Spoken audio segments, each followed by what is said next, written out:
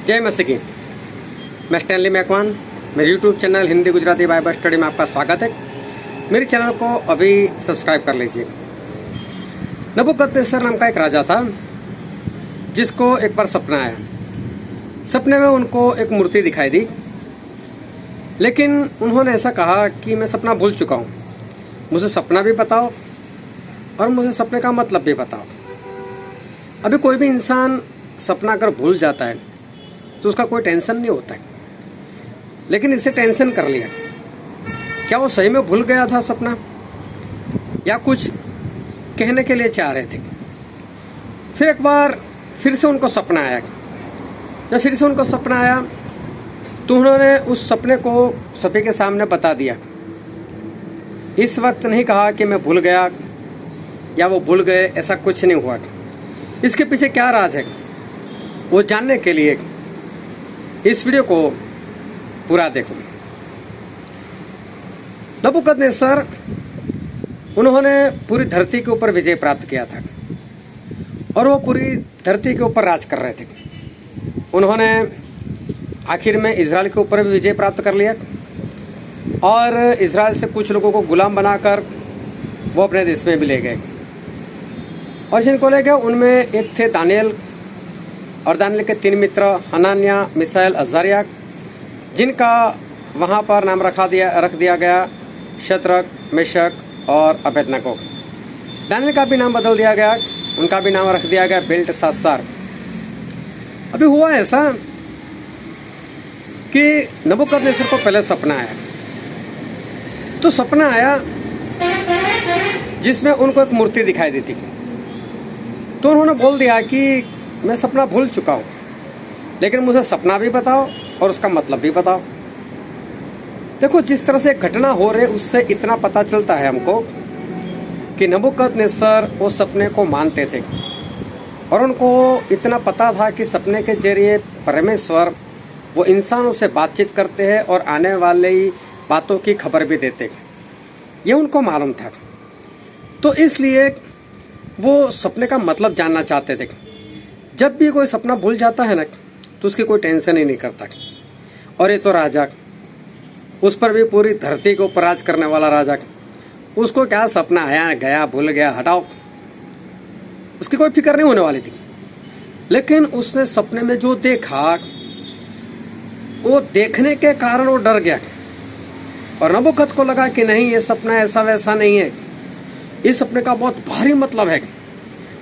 और वो मतलब अगर मैंने सपना बता दिया लोगों को तो मुझे कोई कुछ भी बोल सकता है कि राजा ये मूर्ति ऐसा कहना चाहती है, सोना ऐसा कहना चाहते है, चांदी ऐसा कहना चाहती है, तो मुझे तो मानना ही पड़ेगा। सबूत क्या है कि सपने का मतलब सही है या नहीं है। तो इसलिए इसे सोचा कि मुझे मतलब सही चाहिए। तो सही मतलब अगर कोई बता सकता है, अगर उसमें इतनी पावर है, तो उसके पास ये भी पावर होनी चाहिए कि वो सपना बता दे। तो चलो मैं ऐसा ही करता हूँ। इसलिए उसे झूठ बोल दिया कि मैं सपना भूल चुका हूँ। लोगों को बुलाया, ज्ञानियों को बुलाया, जादू टोने वाले को बुलाया, किसी ने कोई मतलब नहीं निकाल पाया, क्योंकि सपना हो तो मतलब निकाले। सभी ने एक ही बात बोला कि राजा, ऐसा कोई हो ही नहीं सकता जो सपना भी बताए और मतलब भी बताए। सपना तो आपको बताना ही पड़ेगा। राजा क्रोध है, मानोगे? मैंने बोला ना, मैं भूल गया, टाइम वेस्ट करते हो मेरा, तो जल्दी से मतलब बताओ। अभी कोई नहीं बता पा रहा है, बता भी कैसा पाएगा? तो राजा को आया क्रोध। राजा ने बोला सभी ज्ञानियों को खत्म कर दो। अभी मारने वाले सबसे पहले दानियल के पास पहुंचे। तो दानियल वहां पर आए। उन्होंने बोला मुझे राजा के पास लेकर जाओ। वो राजा के पास गए। उन्होंने राजा को बोला, राजा मुझे वक्त दो और मैं मेरे परमेश्वर से प्रार्थना करूंगा और आपका सपना और मतलब दोनों बता दूंगा। दानियल ने अपने 3 मित्र को बुलाया, हनान्याह, मिसाएल, अज़ारिया, जिनका नाम रख दिया गया था शद्रक, मेशक, अबेदनगो। बुलाओ और हम प्रार्थना करते हैं तो हम सभी लोग मार दिए जाएंगे और ऐसा नहीं होना चाहिए, सभी ज्ञानी लोग मर जाएंगे तो क्या होगा। तो उन्होंने प्रार्थना की पूरे विश्वास से, प्रार्थना करके सो भी गए।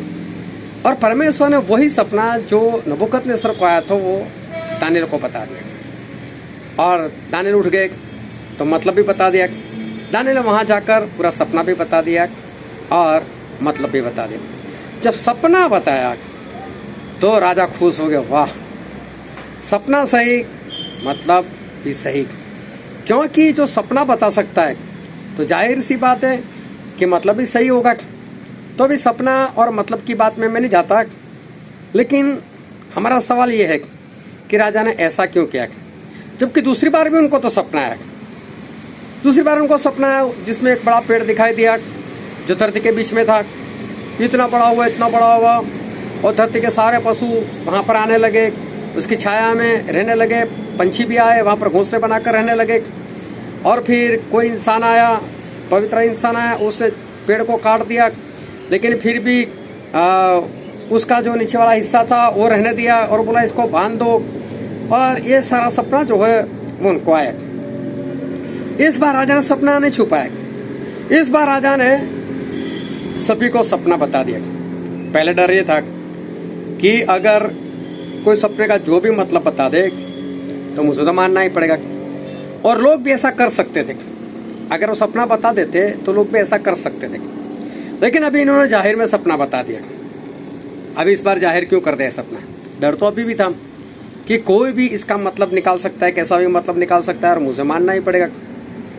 और लोगों को बुलाया, इस बार भी दानियल को नहीं बुलाया, और लोगों ने इस बार सपना जानने के बाद भी मतलब नहीं बताया। मालूम है क्यों? उनको मालूम था कि अगर हमारे बाद दानियल को बुला लिया ना तो हमारी तो खटिया खड़ी हो जाएगी, इसलिए सभी ने बोल दिया भाई साहब हम नहीं जानते। और देखो इस बार राजा क्रोधायमान भी नहीं हुआ, पूरा दानियल को बुलाओ। और दानियल आए और दानियल ने उसका पूरा मतलब बता दिया, और उस बताने के मतलब से ऐसा उनके साथ हो भी गया। तो पहले नबूकदनेस्सर ने सपना छुपाया था, इसका कारण ये था कि वो सच्चा मतलब जानना चाहते थे और कोई भी सपना सुनकर कुछ भी बता सकते थे। लेकिन जब उनको अनुभव हो गया कि दानियल है, तो दूसरी बार उन्होंने सपना छुपाया नहीं, और लोगों ने भी कुछ भी मतलब नहीं निकाला, क्योंकि वो लोग भी जानते थे दानियल आएंगे तो हमारे पोल खुल जाएगी। तो ये है इसमें एक भेद वाली बात जो परमेश्वर ने आज आपको प्रकट की है। तो परमेश्वर के वचन पर विश्वास करो और परमेश्वर के वचन में बने रहो। परमेश्वर आपका आशीष दे। आमीन।